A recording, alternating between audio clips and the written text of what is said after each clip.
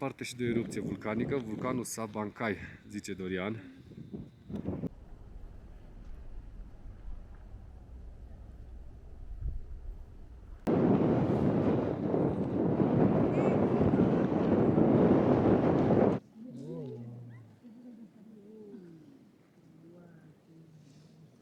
Iupi! Și am ajuns la 4910 metri Altitudine. cu autobuzul. Bună dimineața! Și când spun bună dimineața, este chiar bună dimineața. Este ora 3 și 7 minute, așa, la ora asta ne începem a 5-a zi în Peru, o nouă aventură. Ea numai stă și se odihnește puțin, șeful e pregătit și el. E din cauza lui. Din cauza mea, eu am rezervat, da. Deci, aventura începe. Welcome on board. Hi guys.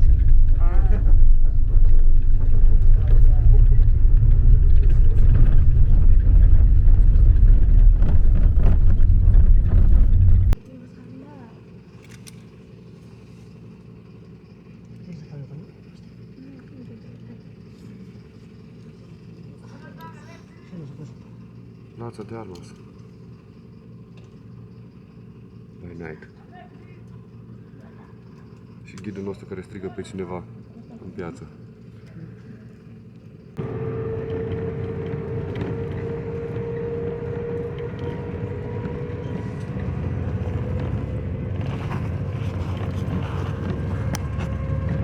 Bună dimineața din nou!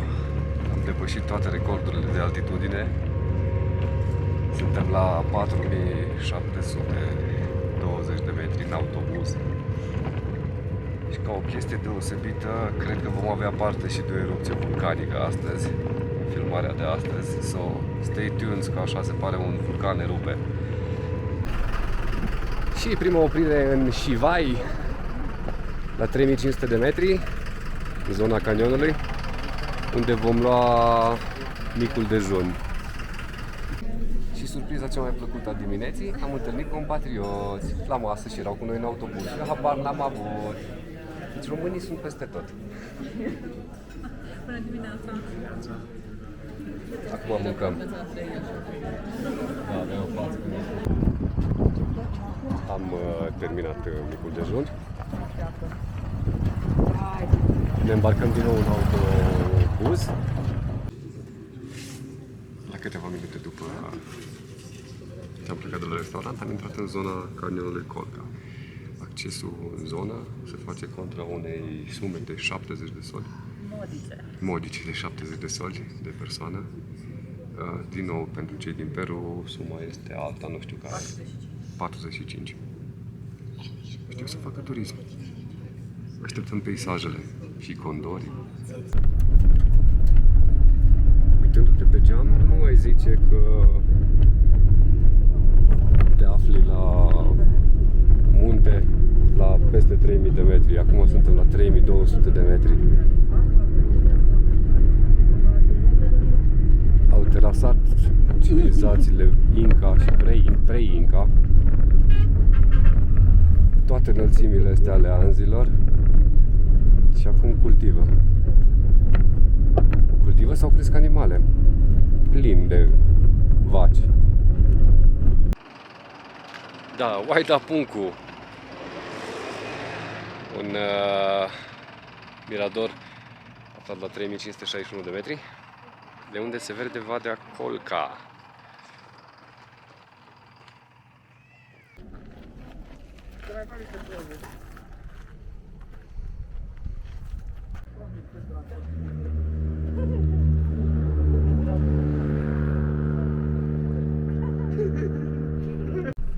Acum vine la maestra care face numărătoarea finală. Pe lângă ghid, renumată acum intrăm din nou, intrarea numărul 2 în Parcul Național.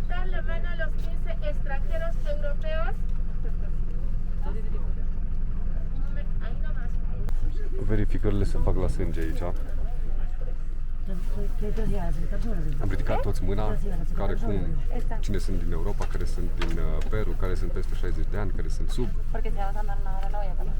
Nu vor să scape nimic.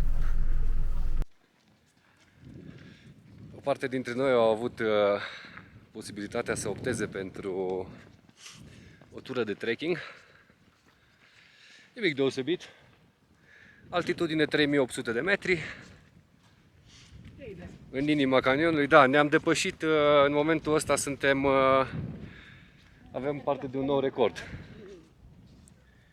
de plimbăreală la altitudine. Până acum Ateidele a fost cel mai înalt. 3718. 3718. Actualmente suntem la 3766 de metri. Și o vedere extraordinară asupra canionului.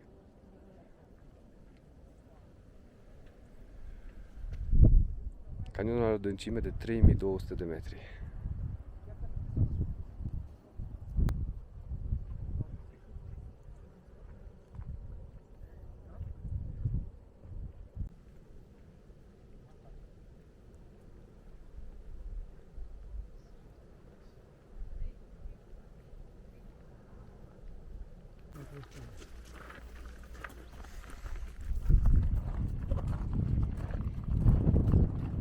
Vamos amigos. Está el collo. Aquí una fotito, una vista hermosa del paisaje, el cañón, la montaña, el Bomboya, una cordillera volcánica. Viața la 3700 de metri altitudine. Cum ți se pare? După ce te aclimatizezi. Puțină durere de cap, mai mestecăm niște coca. Cine vrea coca? Tu vrei coca? Eu vreau coca. Da, când suntem mai aproape de dormit. Fain ghidul nostru. Mergem să vedem condorii și restul de populație care au venit aici. Pe primii nu i-am prins. Oricum ei acum încep. Ideea este că ei încep să zboare dimineața pe curenții calzi. În momentul în care ajunge soarele în zonă, atunci așa au zborul. Uite-l pe unul.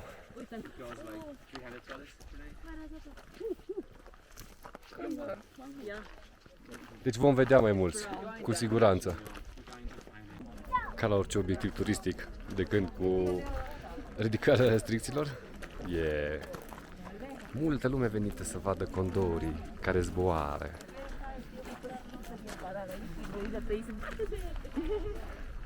Gașca, ați văzut vreo barză? Uite că n-am voie să zbor drona. Nu? Încă un loc în care am luat-o degeaba, dar măcar am dus-o și pe la 3700 și pe la 3800. Și 4000 și ceva. E plimbată. Mie mi-e cald, nu știu.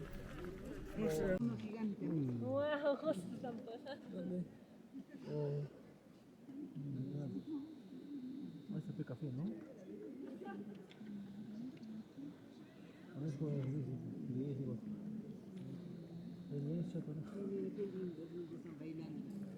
Vine și gigante.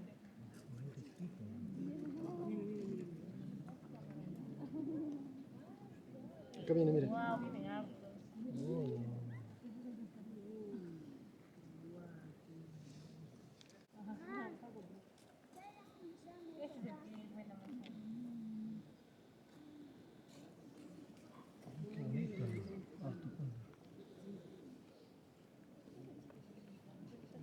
Está gordo.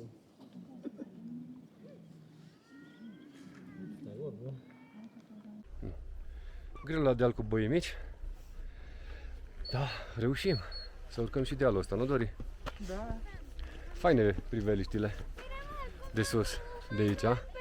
Și interesant, ghidul și turul. Recomandăm tur ghidat. Andreea și... Da, noi inițial am vrut să urcăm singuri, dacă tot avem mașină. Dar, sincer, mi-a fost frică să conduc.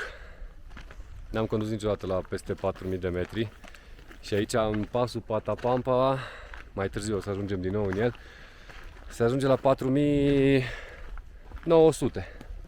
Și am zis că nu ne riscăm. De mâine, Mirador Cruz del Condor, la 3000 cât? Ziceți mie de pe ceas. 785. 3785. O să faci și poză cu condorul. Fake. Normal, cu condorul fake. Și Este- cum v-am obișnuit în toate locurile publice, Uite. Mai un Oreo.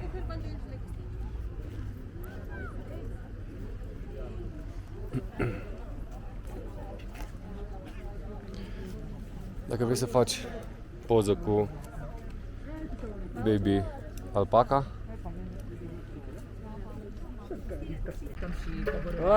la o șuetă românească la 3800 de metri, dacă toți suntem mai mulți, de ce să nu facem o șuetă? Să dea un adres de e-mail, măcar să se vadă și ei dacă... Da, le pot da pe card, imediat, pac, țac, bem o bere de seară și toate informațiile vor fi pe card, nu e problemă.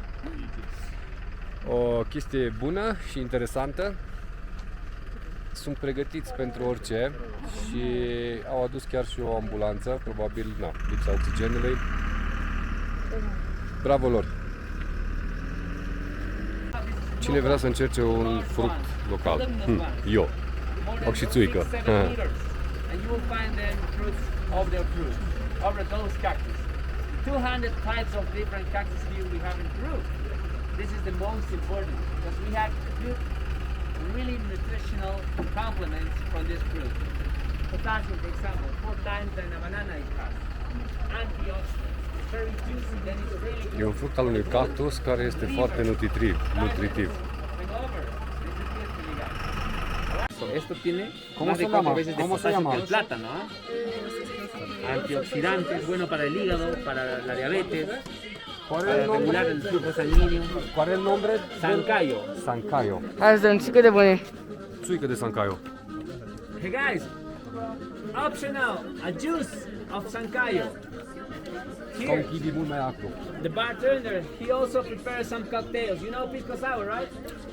Here, Colca sour. We replace lemon and we use a fruit from here. You can ask if you want. It's very cheap, the Colca sour. Pisco sour in the city is 20 soles. Here. Încercăm un păhărel de Colca Sour. Colca sour. Băutura tradițională, una dintre băuturile tradiționale de Peru este Pisco Sour, nu? Da, da, da. Dar asta este din Colca. După ce am făcut poze cu baby alpaca, în localitatea asta, frumoasă chestie. Faină experiența, nu? Foarte. Și poza cu alpaca, Baby alpaca cu Lulu. cu Lulu și suvenirurile. Da. Frumoasă experiența și interesantă. Ne bucurăm că am luat turul ăsta până la urmă și am nimerit un... Un ghid foarte ok, povestește destul de mult și multe Da, ne-a informații. povestit despre condori, câteva informații. Învergura aripilor până la 3 metri, trăiesc 70 de ani, sunt în pericol de extincție datorită... Vânării cumva a lor. Mulți dintre locali și din zonă Stai că nu se aude probabil din cauza autobuzului care pleacă. mulți din zonă îi vânau pentru că le era teamă că le mănâncă vitele. Da. Asta a fost unul dintre motivele pentru care. Alții doar pentru a avea un trofeu, cum avem noi cerbii și mistreții, de exemplu. Da. Și o grămadă de produse locale.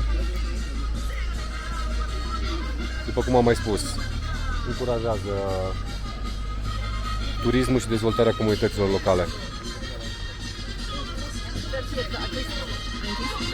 Cert e că acest loc, acum 30 de ani, era necunoscut lumii. Da. Adică foarte puțin ar putea să ajungă aici. Între timp, turismul chiar a înflorit în zonă. Da. Și e bine și pentru populație. Da, pentru că au și ei de câștigat de pe urma acestor lucruri. Da. Altfel, doar agricultura era ceea ce... Ne continuăm turul. Pentru următoarea oprire, în Iacayo, Yanche, ni s-au oferit 3 variante de răspuns. Una, băi termale. 2, 4 variante de răspuns. Una, băi termale. 2, un traseu 15 soli pentru intrare de persoană, pentru băile termale. Un drum cu cai, 30 de soli pe aici prin jur. Un tur cu buggy ATV, 50 de soli și o tur cu tiroliană, 50 de soli. Noi am ales băile, ca și majoritatea... Eu aș fi vrut calul, dar na. Da, cai nu erau decât 4 cai, doar 4 cai erau. frumoși. Nu i-am Am ales Zăbăi. Zăbăi pentru că e 3500 de metri, e canionul lângă, râul Colca. Mergem să vedem cum e. Așa arată din exterior.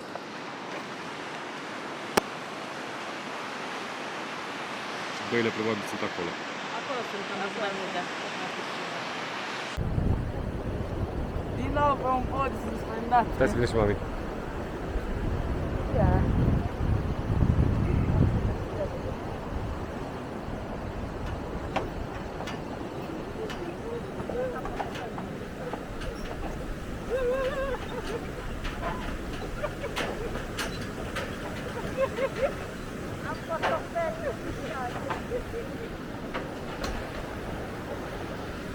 Podul se mișcă.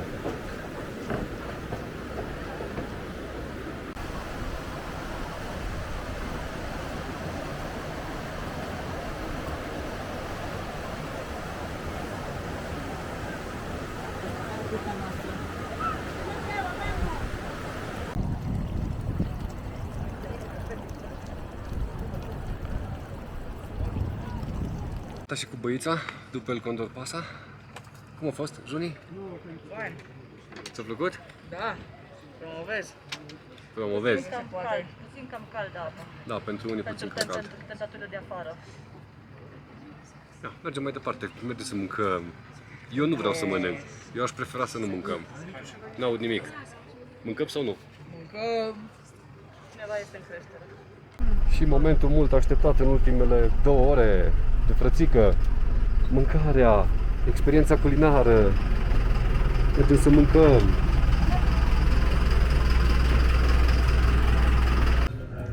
Wasabi like experience? Cum e sosul? Frățică? Mai încerci? Mai o tură. Acesta a fost bufetul suedez. Aici sunt salatele avocado. Foarte bun gustul. Nu știu ce sos iute acolo, foarte bun și ăla.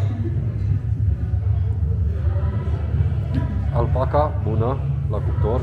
Pește, banane, quinoa, pește și alpaca din nou.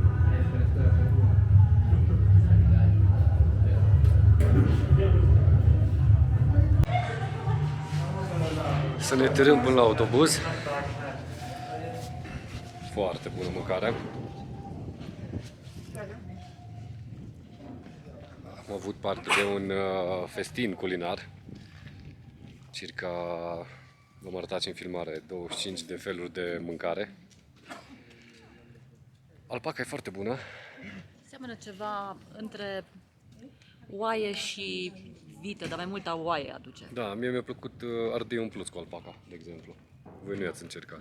Pe toate Erau le-am prea încercat. Quinoa foarte bună, sosul ăla iute. Excepțional. Ce somn bag acum. Pleacă autobuzul.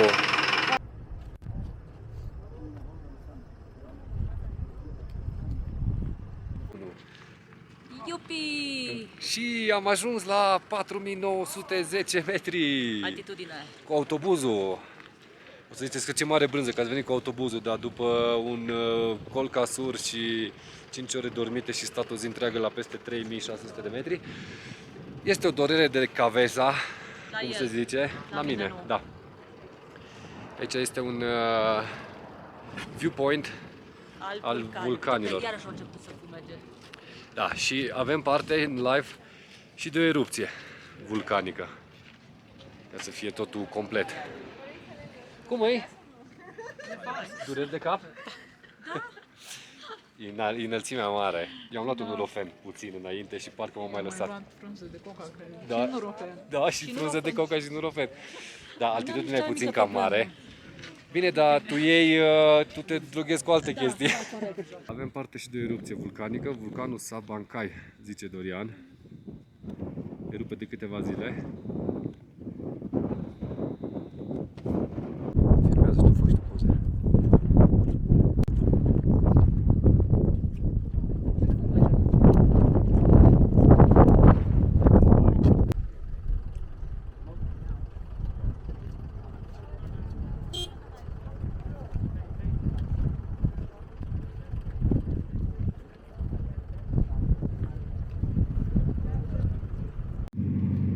Începem să coborâm. Ușor, ușor. Toată lumea din autobuz are probleme cu altitudinea. Dar asta este. E înaltă, e mare. Mai amestecăm o frunză de coca, mai un norofen. Nu? Nu toată lumea are probleme. Lavi nu are probleme. Dorin, norofen nu-și face efectul? Nu vorbește. Încă o rezervă natural. De data aceasta, situată la peste 4400 de metri.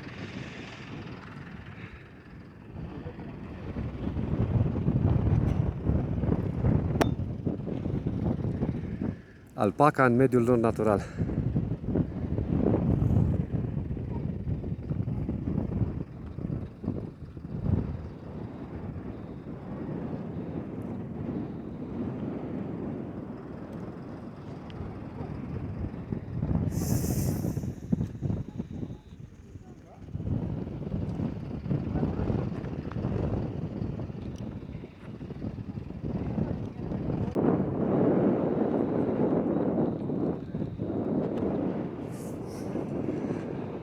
Trec ca vacile la noi, strada.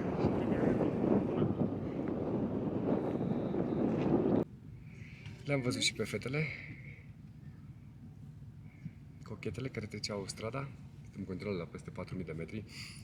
Acesta este arealul lor natural pentru alpaca. În mod normal, ghidul ne-a spus că sub 4000 de metri nu o să le găsim în mediul lor natural. Aduse eventual pentru poze sau pentru alte chestiuni, dar nu le place sub 4000 de metri. Nici nouă ne place peste 4000 de metri. Mai o durere de cap. Nu ne-am aclimatizat suficient, dar mergem înainte.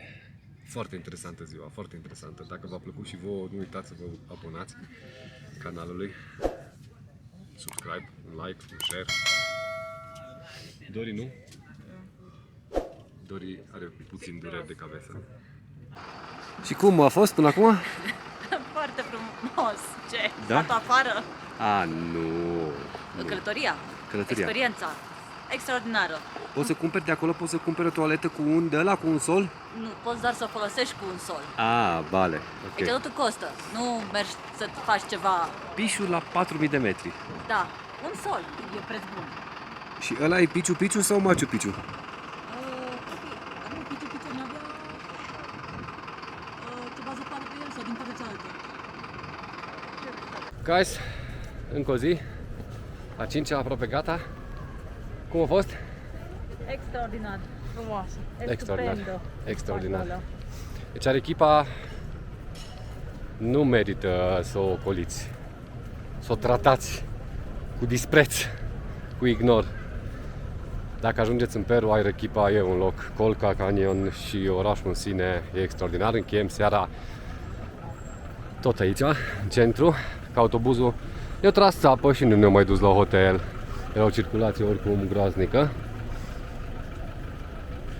Mucha gente, multe persoane. E prima zi de Paști.